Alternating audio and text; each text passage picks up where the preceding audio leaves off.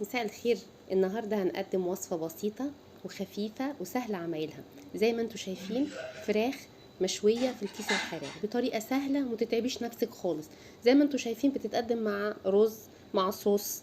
انا هعمل في الفيديو هنا الفرخة مفتوحة من الظهر، وممكن تحطي الفرخة سليمة كاملة بالحياء بتاعها.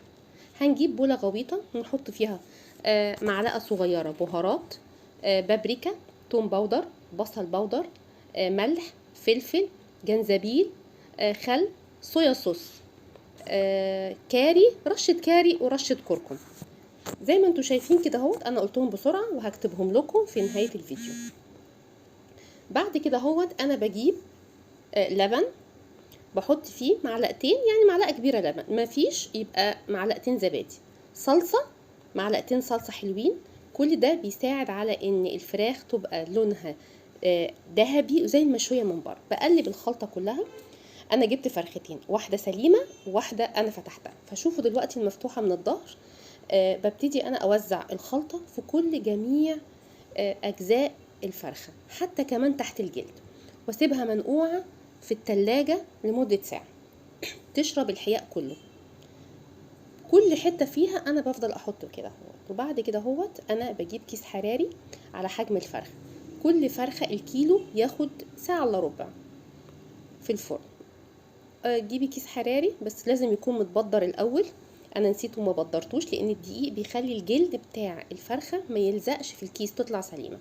بقية الصوص انا بحطه، لو عندك خضار خدي الصوص دوت وحطي الخضار عليه، حطيه تحت الكيس كله في كيس عادي، مفيش تحتيه اي حاجه.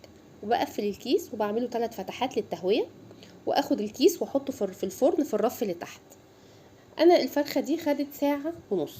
زي ما انتم شايفين انا بطلعها من الكيس الحراري، معلش بقى لزق جزء منه، لكن بصوا سهله ولا تتعبي نفسك. وعايزه اقولك حيائها حلوه قوي قوي، ما يفرقش عن بره.